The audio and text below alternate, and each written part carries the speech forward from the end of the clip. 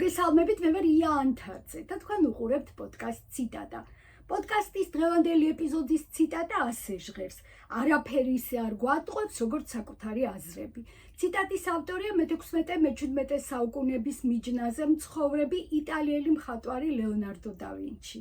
ვიკიპედიაში ლეონარდო და ვინჩის სახელის გასწვრივ წერია: აღორძინების ხანის იტალიელი არქიტექტორი, მათემატიკოსი, მუსიკოსი, გამომგონებელი, ინჟინერი, ანატომი, ბოტანიკოსი, მოქანდაკე, ბუნებისმეტყველი, გეოლოგი, მწერალი, კარტოგრაფი და მხატვარი. მისი საქმიანობების ჩამოთვლა იმისთვის დამჭირდა, რომ რა კი ლეონარდო და ვინჩი მეცნიერიც იყო და ხელოვანიც, რა კი ბევრ სფეროში ჰქონდა ღრმა ცოდნა და კომპეტენტური ადამიანი იყო, სწორედ ამ პერსპექტივით მინდა შევხედოთ მის ციტატას, რომელიც საკუთარი აზრების მუდმივ გადამოწმებას გვირჩევს. სანამ დღევანდელი გადაცემისთვის შერჩეულ ამ ფრაზაზე ლაპარაკს გავაგრძელებ, მინდა ტრადიციულად შეგახსენოთ, რომ გამოიწეროთ ციტატა და შემომერთდეთ აქ ამ პლატფორმაზე. როგორც წესი, ადამიანებს სხვების აზრები უფრო აეჭვებს, ვიდრე საკუთარი. ლეონარდო და ვინჩი კი გვაფრთხილებს: არაფერი ისე არ გვატყობს, როგორც საკუთარი აზრებიო. საკმაოდ კატეგორიული ნათქვამია და იმის მიუხედავად, რომ მართლაც უაღრესად კომპეტენტური ადამიანის აზრია, თავიდან გამიჩნდა სურვილი, რომ არ დავთანხმებოდი ამ ციტატას. თუმცა, რა თქმა უნდა, ვიცი, რომ ჩვენს დროში, განსაკუთრებით აი სოციალური ქსელების ეპოქაში, ბევრ ადამიანს მიეცა საჯარო გამოხატვის საშუალება და რაც უფრო მეტ ადამიანს მიეცა ესეთი გამოხატვის საშუალება, ჩვენც ვხედავთ, რომ მით უფრო მეტი ადამიანი ძალიან გულუბრყვილოდ და შეიძლება ითქვას დაუსაბუთებლად ენდობა საკუთარ აზრებს. და ეს კიდევ იმ ალგორითმით არის გამტკიცებული ეს ნდობა, რომ ნებისმიერ ადამიანს შეუძლია თავისი პოსტი იქნება თუ ვიდეო ჩანაწერი ისე განათავსოს, რომ დაბლოკოს ყველა, ვინც მას არ დაეთანხმება, ვინც გააკრიტიკებს, ვინც საკუთარ აზროვნებაში ეჭვს შეატარინებს და პირადად მეც და ალბათ თქვენც ბევრჯერ მომისმენია საკმაოდ ამაყად ნათქვამი, ყველა დაბლოკილი მყავს, ვინც ნერვებს მიშლისო. არადა ხომ ვიცით, რომ ნებისმიერი ადამიანის ცნობიერებაზე მოქმედებს უამრავი ფაქტორი: აღზრდა, განათლება, გამოცდილება, შიში იქნება, ტრამვა, სიამაყე და კიდევ ბევრი რამ და პროპაგანდა არ დამავიწყდეს, რაც მთავარია და ამიტომ სამყაროს ჩვენეული აღქმა, აი ჩვენი აზრები ამ ფილტრს ვერ გაექცევა, რასაკვირველია.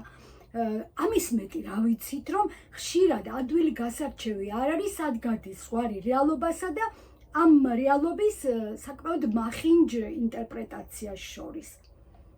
ყველას გამოგვიცდია, რომ გონებამ იცის გადაჭარბება, როგორც ოპტიმიზმის კუთხით, როცა ილუზიებში ვართ და ასე უყურებთ სამყაროს, ასევე პირიქით პესიმიზმის ვექტორით, როდესაც საფრთხებს ვამუქებთ და ვამძაფრებთ. მაგალითად, პირადად მე ვერ წარმომიდგენია საქართველოს მომავალი, სადაც ჩვენი ბედი აშხაბადში გადაწყდება. ხო და მგონია, რომ ყველაფერი კარგად იქნება და თუ მკითხავთ, რომ პირადად მე რას ვაკეთებ იმისთვის, რომ არსებული საფრთხები ავიცილოთ თავიდან, რა თქმა უნდა, ღირსეული პასუხის გაცემა გამიჭირდება. შეიძლება მე ვერ ვაკეთებ იმას, რაც საჭირო, მაგრამ ხედავ, რომ საზოგადოება არის მობილიზებული იმისთვის, რომ ჩვენი ქვეყნის განვითარების ვექტორი არ შეიცვალოს და ეს განვითარება აწლეულებით არ შეფერხდეს. სამწუხაროდ დამაჯერებელ პასუხს ვერც ამ კითხვაზე ვერ გაგცემთ. და მაშ რას ეფუძნება ჩემი აზრები, რომ ბოლოს მაინც ყველაფერი კარგად დამთავრდება და ამას პირადად მეც მოვესწრები. ფსიქოლოგი გაგა ნიჟარაძე, რომელიც წლების განმავლობაში იკვლევს ქართულ ხასიათს, ამბობს, რომ ქართველებს გვახასიათებს დაუსაბუთებელი ოპტიმიზმი. დაალაგდება ქვეყანა, აბა რა იქნება. თითქოს მე და თქვენ არაფერი არ მოგვეთხოვება, ეს თავისით დაალაგდება. ამას რო ვფიქრობ, ცხადია ლეონარდო და ვინჩის ციტატა მაფხიზლებს, იმიტომ რომ დიახ, შეიძლება საკუთარი აზრები მატყუებდეს მე და ეს არხენი აზრები, რომ კი მაინც ყველაფერი კარგად იქნება, სრულიად საფუძველს იყოს მოკლებული. მაგალითად, ბოლო დღეების ახალი ამბების ქრონიკა ილუზიებისთვის ადგეს ფაქტობრივად აღარ ტოვებს და რა თქმა უნდა არა მხოლოდ ბოლო დღეების ქრონიკა. მეორე მხრივ ბავშვობიდან ვიცით რომ შიშს დიდი თვალები აქვს, ასე გზდიდნენ და ამის დასტურად მინდა იაკობ გოგებაშვილის ერთი პატარა მოთხრობა შეგახსენოთ, რომელიც სწორედ ბავშვებისთვის დაწერა, რომ როდესაც ადამიანს ზრდიდნენ, პატარა ასაკიდანვე ცოდნოდა, რომ შიშებმა არ უნდა დათრგუნოს. აი ამბავი იყო ესეთი, რომ კაცი ღამით მინდორში საკუთარ დაკარგულ ცხენს ეძებდა, შემოაღამდა და უცებ რაღაც დაინახა წინ ადამიანის გავსი და იფიქრა ეს ყაჩაღი ხო არ არისო და ძალიან შეეშინდა და ქუდი მოიხადა და ხელზე წამოიცვა და ეუბნება აი ორნი ვართო და არ გვეშინიაო. მაგრამ ეს ყაჩაღია არ ინძრევა, ხმას არ იღებს, ხო და შემდეგ ქუდის ქვეშ კიდე რაღაც თავსაბურავი ქონდა, ისიც მოიხადა, მეორე ხელზე წამოიცვა და ეუბნება აი სამნი ვართო და არ გვეშინიაო და ისევ პასუხი არ არის. და აი ესე შიშის კანკალში თვალებ დაჭყეტილმა გაათენა მთელი ღამე და დილით რო ირიჟრაჟა რას ხედავს, აი რას ამბობს იაკობ გოგებაშვილი, მის წინ ყაჩაღი კი არა, მაღალი ჩირგვი მდგარიყო და იმას ეკანკალებინაო. რა თქმა უნდა თავის თავზე ეს ადამიანი კარგს არაფერს არ იფიქრებდა ამის შემდეგ. რა წერია ლეონარდო და ვინჩის ციტატაში? ეს არის გაფრთხილება, რომ ბრმად არ ვენდოთ საკუთარ აზრებს და არ გამოვრიცხოთ, რომ შეიძლება ვცდებით. ჩემთვის ეს ნიშნავს, რომ შეიძლება ჩვენი აზრები გვატყუებდეს, შეიძლება ჩვენ ვცდებოდეთ ორი მიმართულებით. ერთი რომ შიშის გამო იყოს რეალობას აცდენილი ჩვენი აზრები და მეორე რომ სურვილების გამო იყოს ჩვენი აზრები რეალობას აცდენილი, ესე როგორც მე გითხარით საქართველოს მომავალთან დაკავშირებით პირადად მე რა განცდა მაქვს. სოფლიო ლიტერატურამ შექმნა ორი უდიდესი პერსონაჟი, რომელიც ორი ტიპის აზროვნებას განასახიერებს. ვგულისხმობ შექსპირის ჰამლეტს და სერვანტესის დონ კიხოტს ან დონ კიხოტეს, როგორც ამ გმირის დასახელებას შევხვდებით ხოლმე ბოლო პერიოდის ქართულ თარგმანებში. დღევანდელი ციტატის კონტექსტში სწორედ ეს ორი პერსონაჟი მაინტერესებს.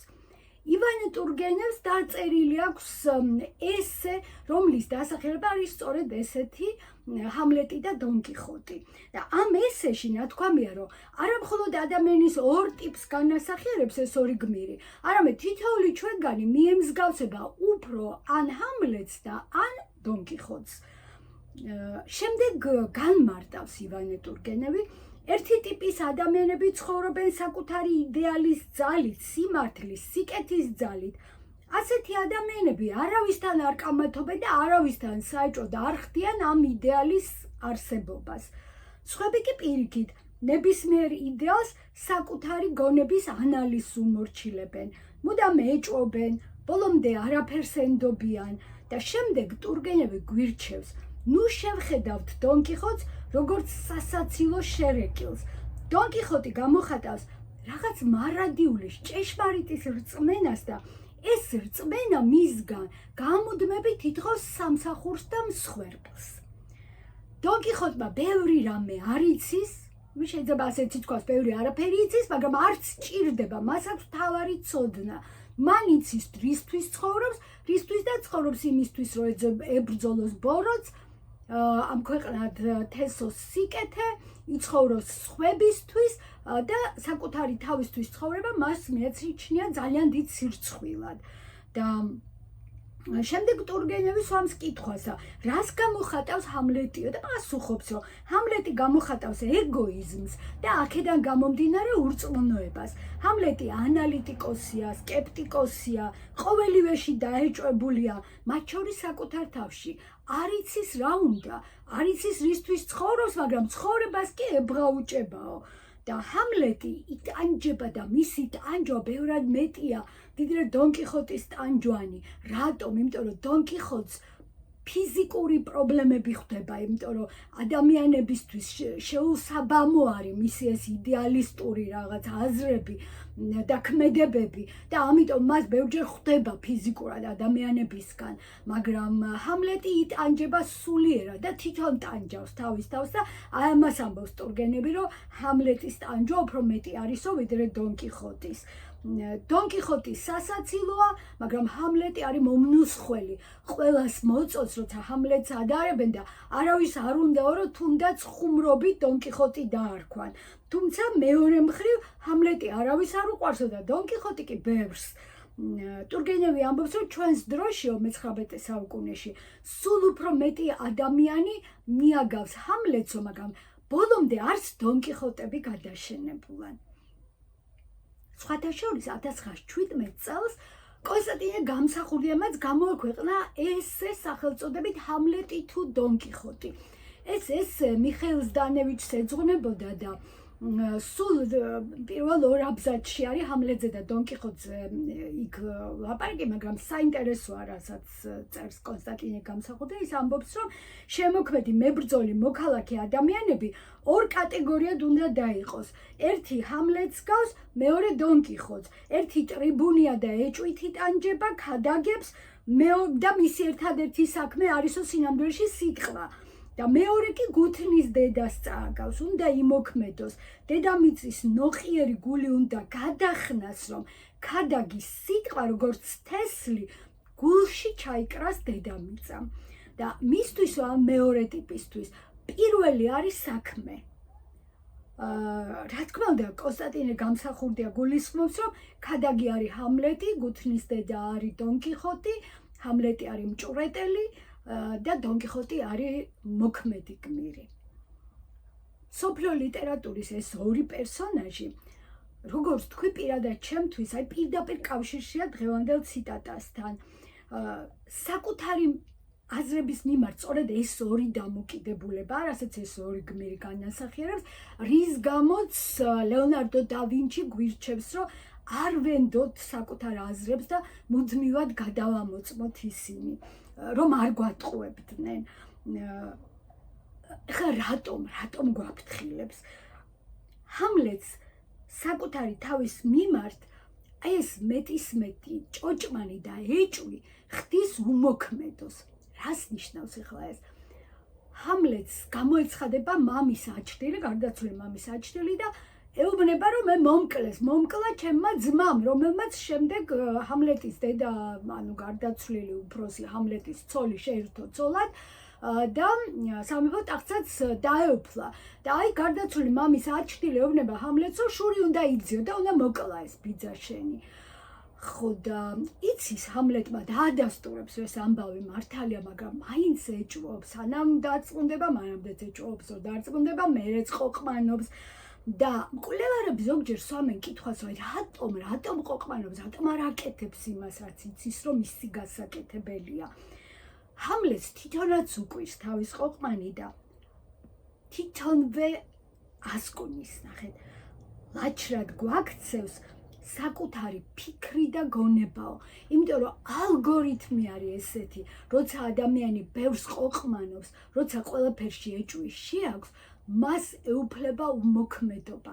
ის ვეღარ არის ქმედითი და აი ეს ტიპია, ეს მხატვრული სახე არის ჰამლეტი, რომელიც ფიქრობს, ანალიზებს, ეჭვობს და ვეღარ მოქმედებს.